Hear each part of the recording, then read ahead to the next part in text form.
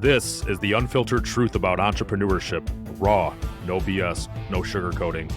Welcome to Entrepreneur Intel. I'm your host, Wes Matthews. Each episode, we'll learn from experienced founders and uncover the top 5% learnings that led to their success in all things personal, family, and business. This show is sponsored by Stealth Consulting, delivering clear marketing strategies, ROI, and no surprises. So I'm super excited for today's guest. He is a food and beverage industry founder who knows how to create brands consumers love. His corporate days, he spent time as VP of sales, leading sales teams to over $600 million in sales. Then moving on to two companies as president, he helped grow Deathwish Coffee to the top 20 coffee brands in grocery stores and Amazon, and grew revenue 4.25 times in 3 years, resulting in a 9-figure company of Deathwish Coffee. He is now co-founder of Key Sparkling Water that he started of July last year. There's a lot here that we want to touch on. Corporate, entrepreneur, founder. There's so much to dive into. Welcome, Mike Pilkington. Thanks for having me, Wes. Looking forward to talking with you. Oh, happy to have you, man. Thanks for taking the time. And so, Mike, before we jump in, I got to ask you, reading your intro, you've had massive success on both sides of the coin, right?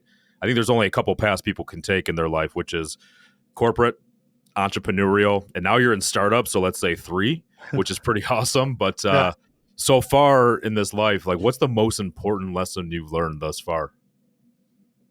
Well, I will tell you that is a fantastic first question. I don't think I've ever been asked such a heavy hitting first question. So I appreciate the challenge right off the bat. But I think to articulate in the most simplest way that it's all about people. And I have found that you cannot have success in spite of people that has any level of sustainability. So whether I was working at an operating company where we had, 400 people, or when I started with Deathwish, I was employee number 30. I think that theme resonates throughout. So I've seen people, and I've been very fortunate to be around a lot of spectacular leaders. And I believe, consider myself equally as fortunate to be around leaders that I would have done things differently. And I think that if you have the ability to have a vision and you can bring people along with you in that vision, and then therefore you don't have that ego to think that it's the greatness is going to come from you, that it comes from the amalgam of the people you surround yourself with, I think you have the opportunity to have success in any path you choose to take. So what's crazy, well, I don't think it's really crazy, but I think I've been fortunate to have some really cool guests, excited to have you here today. And I think one of the common themes that I keep hearing from everybody, it always goes back to people. Yeah. And, but I want to go back with you because you're really interesting because you hit that trifecta to me. Yeah. Corporate, entrepreneur, and now like startup. I mean, it's crazy. I mean, in my experience, typically people kind of go down the traditional, they want to go work for somebody, go to college, get that good job, right? And kind of go down that path. At some point you made a massive shift with that, but what kind of I guess I want to dive into what made you switch gears, or were you kind of like, I think I'm an entrepreneur, but I went down this, traditional path first, or what did that look like? So I think it's been for me a journey of kind of self-exploration, trying to figure out who I was. And growing up in the Midwest, you have this mentality that you work to get into one of the big 3 auto companies and you put in your 35 years there and you have a fantastic life for you and your kids. And frankly, I started out to some degree on that path, getting in with Cisco right after, as I was finishing my MBA. And I did that for 15 years. And I realized that I felt like I had more to give. And I felt like in that corporate environment, and this isn't a negative statement to me, it's more of a statement of observation, is that you were limited by the amount of yourself you were able to give into this huge organism and see the benefit coming out the other side for yourself and for others. And when I had the opportunity to work with Deathwish, it was one of those things where I looked myself in the mirror and said, I wasn't going to be that person in 10 years that saw this amazing brand on shelves at every grocery store in the company and have to wonder to myself, what could have been if I would have taken that leap? And through that journey, I'm on record saying a few times that Mike Brown, the founder of Deathwish, who's a spectacular man, but him and I are very different in almost every way. And I'm on record saying that, I can't do what Mike can do. I don't have the ability to be that founder. But what I do have the ability to do is I have the ability to build world-class teams, empower them to extreme success, and hold them accountable. Like I can do that. And what I found through this journey of self-exploration, mostly through, Deathwish, is that, I do have the ability, like it is in me, not only functionally to start my own thing, but also I have the passion, the drive to want to bet on myself and to create things that the world can enjoy. So if you would have asked me in February 28th, 2005, when I started with Cisco, if I would be talking to you today about my career journey that has taken me in these three different verticals, I would have told you were absolutely crazy. So just to be clear, because there's Cisco like computers or whatever, this is Cisco Yes. food distribution company. Yeah. I think hubbed out of Detroit. So you look like a relatively young guy. Like how old are you when you take this position at Cisco in the corporate world? Oh man, it was 2025. I was 24 years old when I started with Cisco, and I was able to have success very early in my career. And I really attribute that to really two things. The least of which was my ability to, I had the ability to learn. I had the desire. I had the work ethic. I wanted to be whatever my version of great was at the time. But really what allowed me to achieve certain levels of success early in my life was I was surrounded by people that understood that their success came from developing others to be great. So I had a list I could name off the top of my head, 10 mentors that were extremely impactful to who I became as a professional. So to succinctly reiterate, I had the capacity and I was aware enough to know that I didn't know everything. And I was fortunate enough to be surrounded by people that were great developers of humans. Well, I think what's really cool how you explain, just like you're building a team, the systems and process, because I think in the entrepreneurial world, in the world I live in, when entrepreneurs go out to start their company, they typically have an idea, they kind of have passion, but then you have to build the thing, right? And all these things have to come together. And what I learned, kind of took me a while to learn, was like you need that number two or like that COO, somebody who does the systems. So it's almost like all great visionary entrepreneurs need that partner to kind of help that company kind of get to the next level. And from my experience, it's like, you hear this adage of, an entrepreneurial company needs to become professionally managed at some time because a visionary entrepreneur can only take it so far. So that's really cool that you were able to identify and know that, but then also have the visionary entrepreneurial mindset. So, but going back, like Cisco food, so you see the inside of from my perspective, Cisco is everywhere. Like any restaurant, any food, it's like Cisco trucks are everywhere. Like this is a pretty large company. I would imagine globally, or at least in the United States and Detroit. Yeah, too. Last time I looked, it was a $65 billion company. I haven't looked recently, but I think, what Cisco, okay, so if I think about transferable skills, what I'm able to use today that I learned from that extremely rigid corporate environment, Cisco is extraordinarily complex, SYSCO, in that it's extremely transactional. And I could go into that forever. But what it allowed me to do was compartmentalize that business into 5 pillars, which then I always knew that if I always had leverage pressed against those 5 pillars, if I was always working to solve these 5 aspects of the business, I was able to move this entirely complex machine forward. In an environment where, by the way, you can go look and see what they make, but if you were making, you're making single digits, if you're making high single digits from a pre-tax earning perspective, you're doing something great, right? So you really learned two things for me was really how to functionally set up those pillars and lever against them to make sure that you had strategies applied and executable, but also the ability to manage an extraordinarily tight P&L, I think is so valuable from an entrepreneurial mindset where every single dollar matters.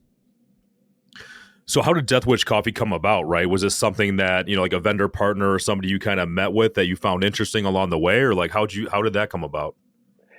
So full disclosure, the day I met Mike Brown, I had never spoken to another company about potentially leaving Cisco. Mike Brown came into my building here in Albany, New York, and he was exploring the opportunity to distribute his newly founded RTD beverage through food service distribution. And at the time, it was pretty evident to me that his company wasn't at the right spot in their evolution to enter into that world. And I told him that very directly and in a way that was constructive to allow him to build his company up to a point where it did make sense. From that point, he got in touch with me 6 months later, and he's like, I don't know if you remember me. I'm like, of course I remember you, Mike. He's like, I'd love to talk to you. So, bro, for about a year after that, we met at night in the corner of bars, and we put plans together, and we thought about how we could make this work together. And it got to the point where I think both of us were like, he said, I'll never forget, he goes, I'm in a position now to make you an offer that won't embarrass either of us. And I was at the point where I had seen enough and could see the future well enough to know that this wasn't an opportunity that I was going to pass up. So by meeting Mike while I was at Cisco, exploring the opportunity to partner together in a whole different venture is how him and I kind of came together. Yeah. So how scary is that, right? I mean, I think I have some friends that are, I'm an entrepreneur. They're not. I think we're very different.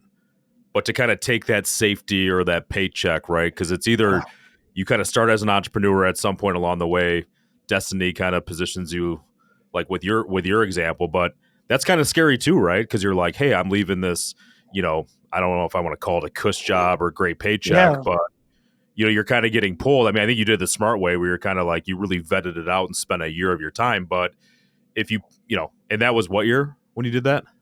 2019. So 19, so you're talking about 4 years now. Like, I'm going to ask this question. I know the answer, but like, you don't regret it, do you? Oh, not for half a second. So here's a so you're talking about risk, right? And so this is a semi-controversial thought that I have. So you have a significant faction of people, especially entrepreneurs and extremely motivated people that have that burn the boat mentality. We landed on that island. We're burning that boat. We're never going back. So we got to find a way to make this work. My brain works differently. My brain says, and one of the things I think I'm good at is I can calculate risk really quickly in almost any scenario.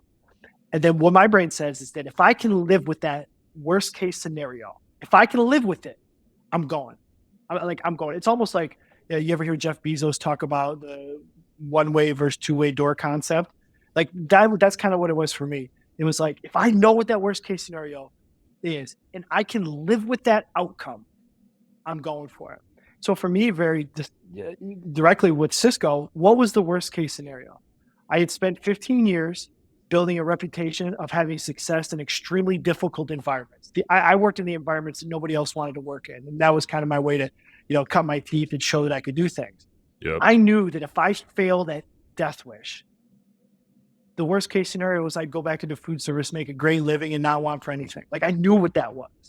And so I was like, all right, let's go. So you had that mental safety net, right? Mental safety net. Yeah, that's a good way to think about it, Wes. So why like Deathwish Coffee, or like what turned you onto that, right? Because again, it's coffee. I look at it, right? 2019, this is pre-COVID, but it's coffee, right? Like you've got Cisco, you've got probably multiple brands of coffee. You've seen a lot, but you've got this guy, Mike Brown, who you think is a good guy that's got this vision idea. Like what finally like moved you over that finish line to like go? I mean, were you just, I'm really curious. I didn't drink coffee at the time, but we weren't selling coffee. Like we were selling a way you felt every single morning. We were selling a movement. We were selling camaraderie. We were selling, go look at the Facebook page that just follows a coffee brand. Like we were selling a way to feel about yourself, a way to feel with others, and then functionally a way to get going. I think what Mike Brown did differently than no one had done it. Coffee's been around for 450 years, and he was the first person to differentiate coffee by caffeine content. As crazy as that is on any level of scale, as crazy as that is the thing. So for me, it was way more than coffee. It was, frankly, a badass brand that had its own vibe. It had its own pulse. And our vehicle to reach consumers just happened to be coffee. Did you see in that moment, like there's obviously some infrastructure within that organization, or like, was he like, man, I'm hitting a ceiling. I just don't know where to go. And just like the light bulbs went off for you, like, man, this is right in my wheelhouse. And like the puzzle pieces just came together and the stars aligned? Or yeah, Mike has a lot of strengths. And one of them is self-awareness. He is extraordinarily self-aware. And he knew that he took the company as far as his skill set could take it, because functionally him and I have opposite skill sets. So, I looked at myself in the mirror and said, what he needs, I am extraordinarily qualified to do. And so it was a perfect marriage. And through that, I was able to kind of grow my understanding of this CPG space. So I think for everybody involved, from an organizational perspective, it was a positive outcome. And you guys had massive growth. I mean, so if I look at it again, my brain only computes visionary entrepreneur, passionate, has an idea, gets company to a point. Hopefully at some point they have a realization that they've only got it thus far. I mean, I actually went through the same exact thing. But then you have to bring in a number two. I hate to say number two, because it's not really number two, but you're bringing in somebody polar opposite that you get along with, that has ops ability, team growth, like all the stuff that most visionary entrepreneurs lack. And then you see this company just catapult. Like, I think it's so important for entrepreneurs at any level to understand that this goes back to the original thing you commented on about people. It's always about people, and you can only get things so far yourself. And that's been a common thing on the podcast, my life. So what, like, do you remember going back to that moment? Like, what were some of the first things you did? Like, you start day one and you're like, let's go. Oh, that's an amazing question. And you're not going to believe my answer. The first thing I did, like the very first thing I did, and there's a group of Deathwish people that can attest to this. I walked into my first day of work at Deathwish. It was 7:00 in the morning, and the ceiling caved in above my office. Entrepreneurial life, right? It had been raining, and the people we rented it from didn't keep up on the roof. So I spent the first half of the day with my brand new teammates, right? I was the new scary guy. And together we cleaned up ceiling tiles all over the floor all day long, soaking wet. So that was the first thing we did. That's great. The second thing I did was, and to some degree, this is the benefit of scale, but I spent time with every single person in the company. And I tried to understand why they were there. And what I learned is that Mike Brown was able to extend his passion, and everybody assumed the same level of passion for this brand. Like if I brought you into a meeting, you wouldn't be able to tell, if you didn't already know, who owned the company, because everybody cared about it so much. Everybody worked so hard. Everybody lived it. Everybody wore it. So I mean, like literally wore it. So it's like the first thing I did was after I cleaned the floor up, was try to understand what made this company tick. And I realized really quick that I had magic in front of me, and it was my job not to break that cultural magic.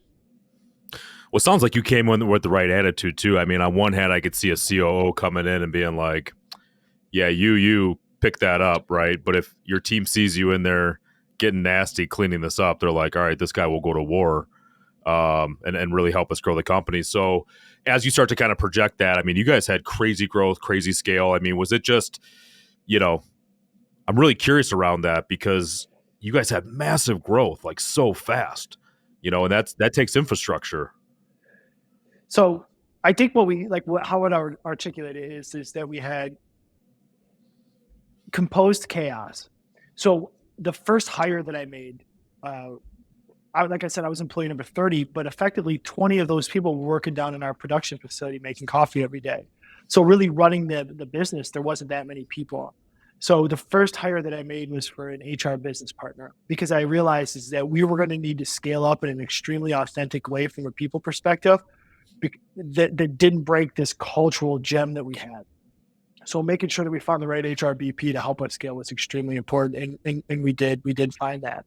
From that point on, we hired, I don't want to use the word professionals because that's disrespectful. We hired people that spent the majority of their careers in the disciplines, in those verticals, whether it be operations, whether it be sales, whether it be marketing. And one of the things that I asked them very directly to do was these people that were originally there were 5 people, 4 people, Mike plus 4, that really started the company. One of their main roles was to continue to develop those original people to be the professionals they want to be. So we didn't bring people in saying, hey, like they're going to come in over you and they're going to run this. No, we brought people in that have done this before, that have the ability to develop those people to where they wanted to go.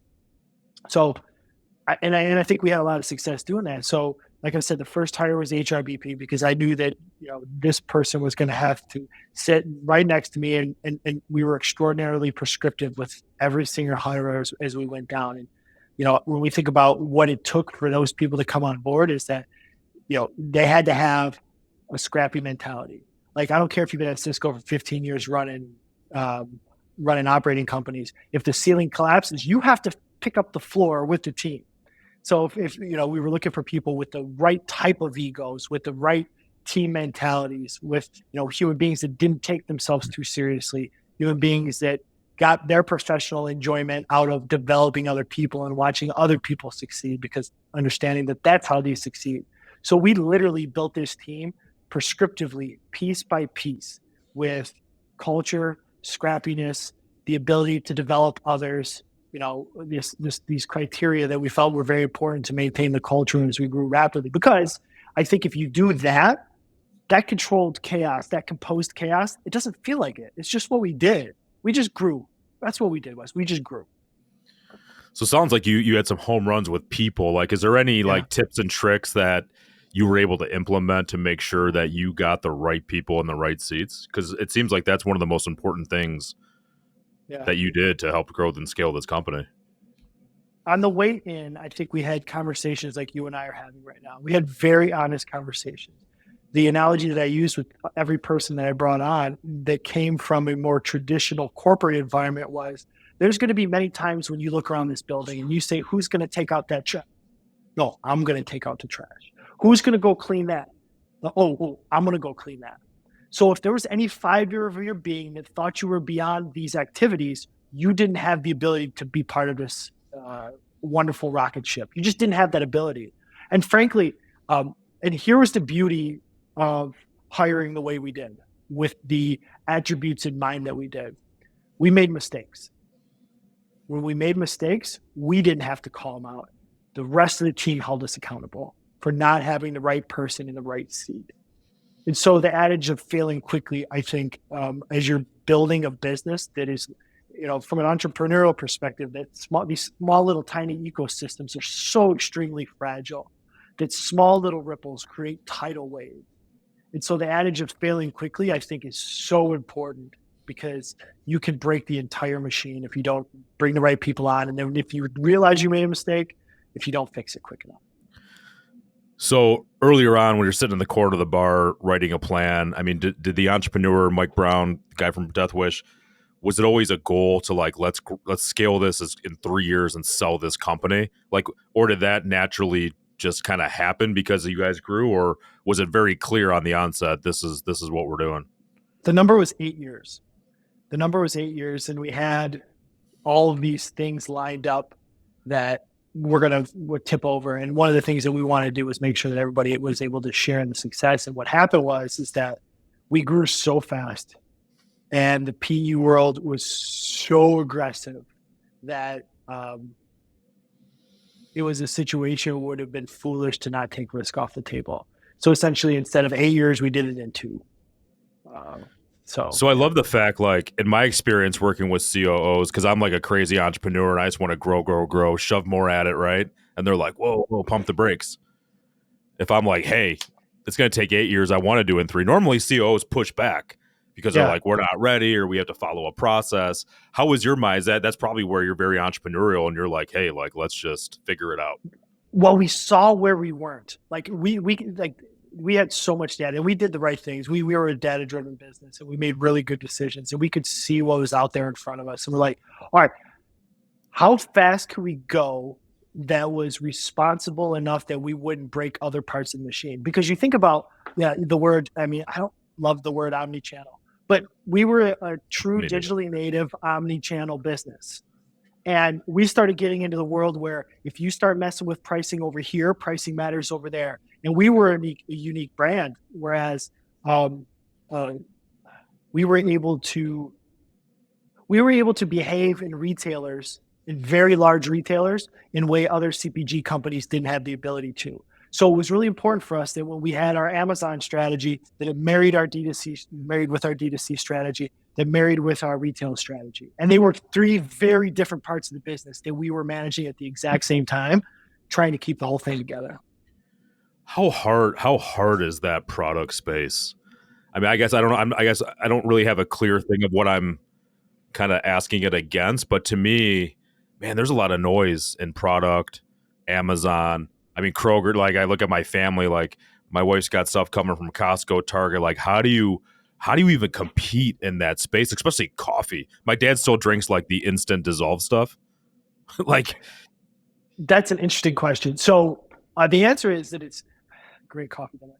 The answer is that it's extraordinarily difficult. And really what you're competing for is you're competing for attention. And the interesting part is that working with Deathwish, we were able to participate in an extremely large study with one of the largest consulting firms in the world. And what they did was they looked at what they called insurgent brands over the previous 4 years. And they had certain criteria. They had to grow X times category. They had to be $40 million in sales and a few other criteria.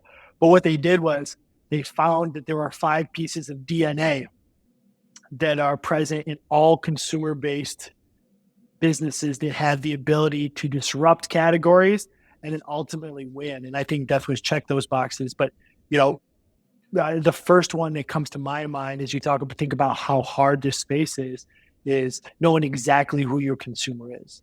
All of these companies that disrupted, they targeted this person. They knew their name. They knew what they did on the weekends. They know everything about them. And they didn't worry about all the noise and all of the shiny objects. They were extremely focused on that core consumer. And I think, starting with focused on your core consumer, what unique problem does your product solve for the consumer? I think there's a roadmap out there that if you pay attention to people that have done it well, it's repeatable. And that's really what we're trying to do with Key. yeah, it seems like the market's changed so much. Like I'm gonna turn 43, but if I just went to Vegas 2-3 weeks ago, the week leading up to the Super Bowl, and I'm with a group of guys, and one of them brings a non-alcoholic beer, right? He's like, you got to try this. It tastes like a real beer. And I'm like, bullshit. Like I was younger, tasted old duels and stuff. Tastes like rat piss, right? Or whatever. Sorry if anybody's in old duels, but I tasted this thing and I'm like, oh my gosh. Like I'm not a big IPA guy. Like it gives me a headache. I don't really like it. And this was an IPA, like non-alcoholic beer. And I'm like, this is pretty good. Yeah. And, and I just see like how my kid, like everything's so different and things are changing and moving so fast. You have all these like, I saw White Claw that tastes extremely terrible in my opinion, but then all of a sudden like High Noon comes out of nowhere. Yeah. Right. And it's like, wow, like it takes off. Like where before it seems like things would take 15 years to take root, right? You see these charts where it's like all these old school companies and 30 years later they start to grow. Now it seems like brands come in overnight and just like moonshot. And it kind of leads into the next kind of segment, right? You got the corporate side, working with Deathwish. So you guys do your thing, you guys exit, and then you are co-founding a Key sparkling water. Talk about that. You were like, hey, let's grow your own.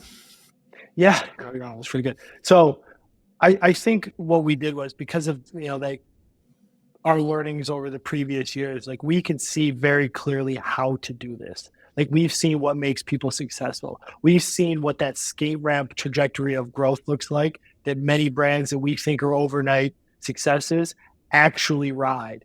One of the brands that I'm a huge fan of is Dude Wipes, and they're huge and they're everywhere, right? And they're competing in a category where no one thinks that you can compete in.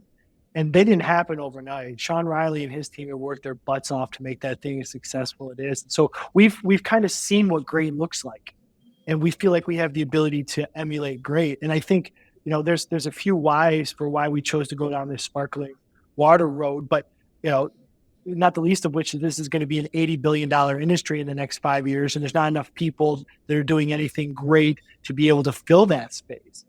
But, I personally quit drinking 2.5 years ago now. And my whole thing was I wanted to quit drinking before my doctor, my family, or somebody else told me that I had to. Yeah. And I think that this sober curious mentality, I think Mintel or somebody said that something like 60% of adults are looking to at least cut back in their drinking. And I fully predict that at the very least, our kids' lifetime, that alcohol is going to go the way of cigarettes and, kind of be, socially scorned because we're literally putting poison in our bodies every day. As an aside, just to be clear, I am not anti-alcohol at all. I'm very pro-alcohol. All my buddies still party their butts off. It just wasn't for me.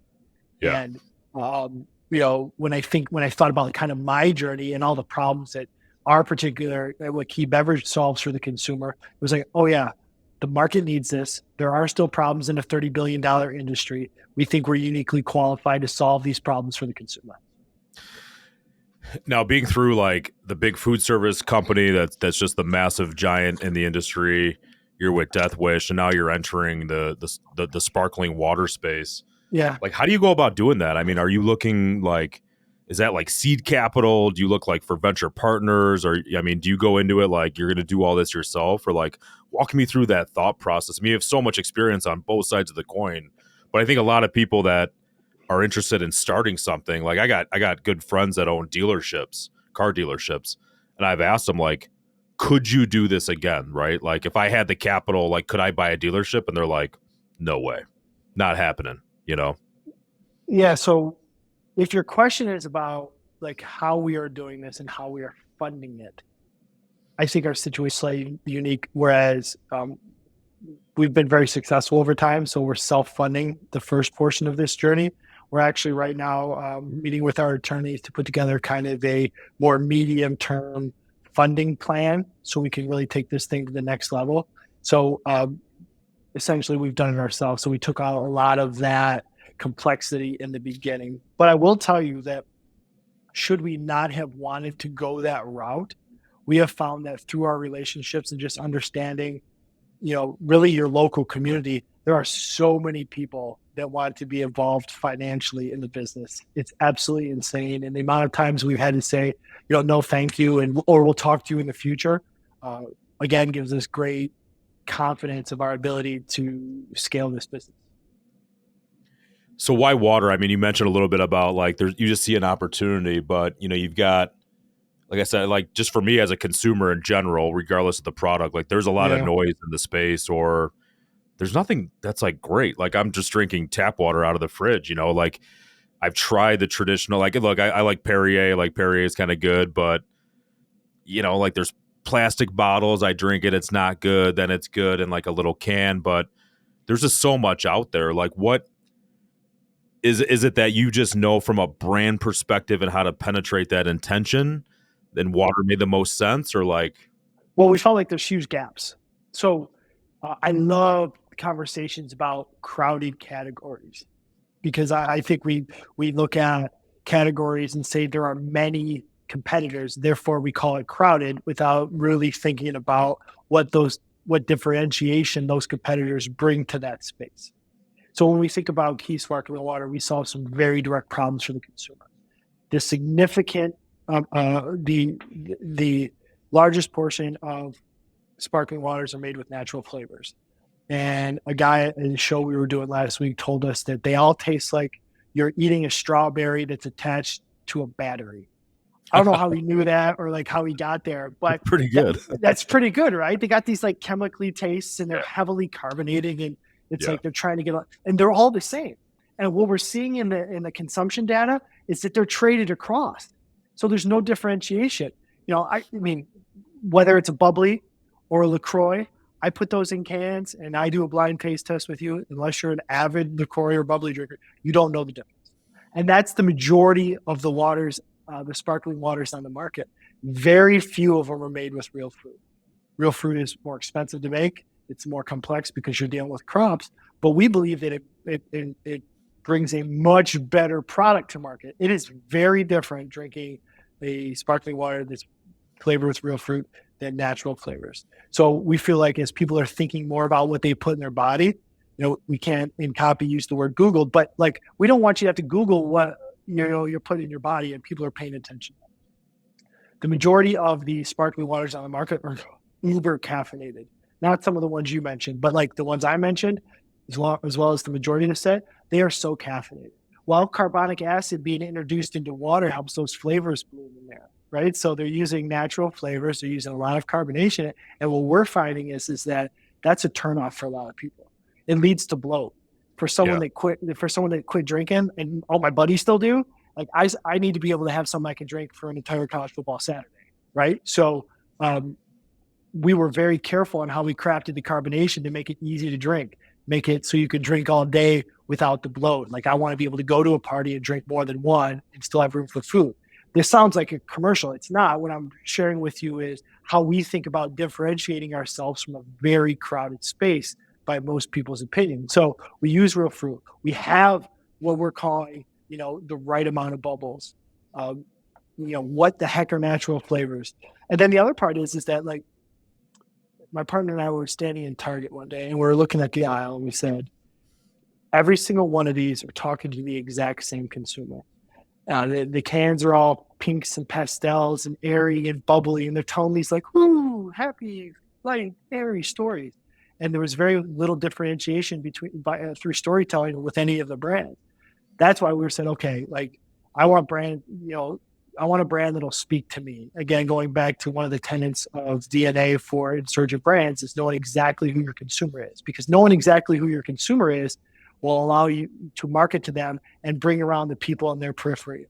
So when 55% of, according to Mintel, people, I think it's 55% of males consider themselves head of household in terms of shopping, like we're trying to talk to them in a way that's nostalgic. Like I want you to look at our can and I want you to think about Pabst Blue Ribbon or some old school, nostalgic, emblematic branding beer company.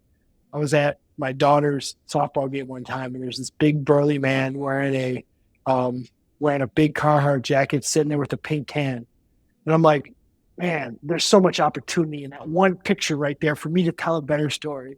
So not only do we drink our product like crazy, we had the need for ourselves. We very directly see a huge gap in this market, and I think we're doing a good job of filling it right now. So is a strategy like, Amazon's the behemoth, right? In my opinion, I always default and go to Amazon first and search. I pretty much set my prime 4.5 stars and above, but then, obviously like locally in Michigan, there's like Kroger, you have Costco. Like what's the strategy? Is this to get it in as many households direct to consumer, or is this a business that, you hook up through distributors and then they sell it through that way? Or both? So yes, so we're solving this on 3 fronts.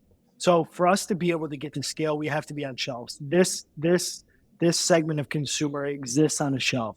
So getting us on shelf gets us scale, gets us our cogs in order, and really allows us to fly. We began with our 7 habits of highly effective people, begin with the end in mind. So we began with our cogs, our cogs in mind. So we know as this thing continues to go, we can be extremely profitable at scale. So, but to get to shelf, you have to be able to tell retailers stories about why it is so successful. So we originally launched on D2C to allow us to control the narrative, build our email list, talk directly to our consumers, and tell the story. A few months later, we launched on Amazon because that allows us to be in the world's largest retailer. People don't go to Amazon looking for fill in the blank sparkling water. They look for sparkling water. So you need to be in that aisle, proverbially speaking, right? So that's why we're there. And those 2 things in conjunction allow you to tell the story as you sit with buyers about why they should be compelled to put this on the shelf. Through our experience with both Cisco and with Deathwish, we've been able to forge some really good relationships over the course of that time.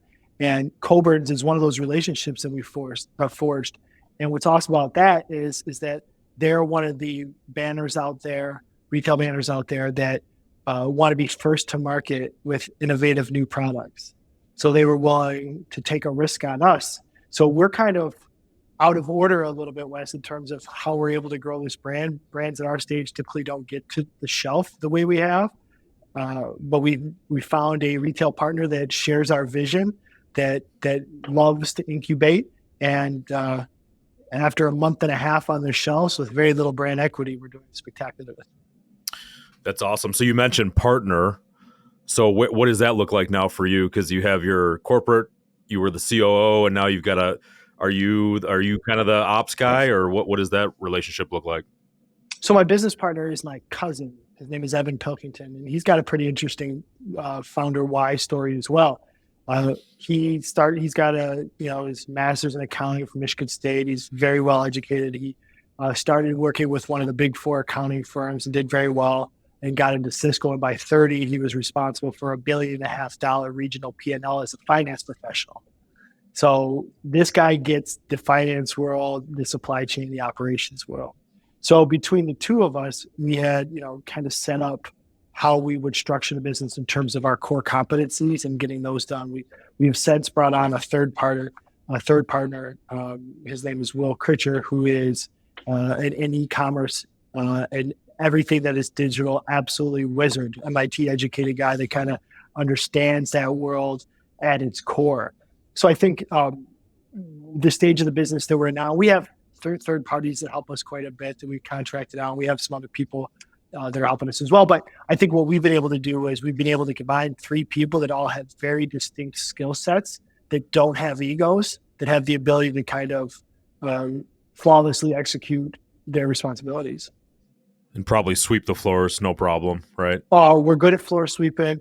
We got to get better at bathroom cleaning. Trash takeout, we're pretty good at. So since this is recorded, this is awesome because you're in that initial stages, I'll call it. Like, where do you go from here? Like, where do you see this company in 3 to 5 years? Oh man, I mean, I have one of the things that our company is great at is we're great at modeling. I think we found that out. But I think really the 3 to 5 year question is an interesting one because as I talk about those three areas, we're working. You mentioned DSDs. And we're working with a DSD here locally. So we're creating this strategy where we're growing really on 4 fronts simultaneously that we can manage. We're growing Amazon, D2C, upper Midwest in retail, and locally here through DSD. And we have a plan whereas we can see the business build out concentrically from those circles. So from a 3 to 5 year perspective, I like to think about it in terms of more of the human capital that we have the ability to bring on and help us be great. So we'll be, I think 3 to 5 years from now, if we're on, 60% of the shelves in America, we'll feel really good about the impact that we've made. Well, I always say bet on the jockey, man. I think you have a huge opportunity with a great product and a great space. So just to clarify, it's called Key Sparkling Water. How'd you come up with the name? Oh, man. We were sitting there talking about the problems this solves for the consumer, right? And we're like, man, that'll be the key to fitting in when you're at a party. We had people tell us a lot that they would bring Yetis to parties when they quit drinking because they didn't want anybody asking them why they weren't drinking. Well, this particular beverage would be the key to fitting in. Well, it's the key to making really good decisions, right? Putting really good things in your body. And we just kept talking about like the things that this would be great for the consumer for. And the word key kept coming up. And we're like, that's really holy cool. Shit. We recently just, our tagline is phone, wallet, key. And, because you never leave the house without your phone, your wallet, your key. And we just got that trademark. So we're extremely excited about that. But yeah, so it's the key to being a better version of yourself. That's cool. So yeah, so where can people find Key Sparkling Water? So you can find it at keysparklingwater.com. You can find us on Amazon. If you happen to live up in Minnesota, Wisconsin, North Dakota, South Dakota, we're in Coburn's, and here in upstate New York, we're starting to be found in restaurants and markets. So, but yeah, keysparklingwater.com and Amazon. That's awesome. Mike, how can people connect with you? I mean, I'm sure at some stage, people might hear this and your wealth of knowledge, like, can people look you up in LinkedIn or reach out to you?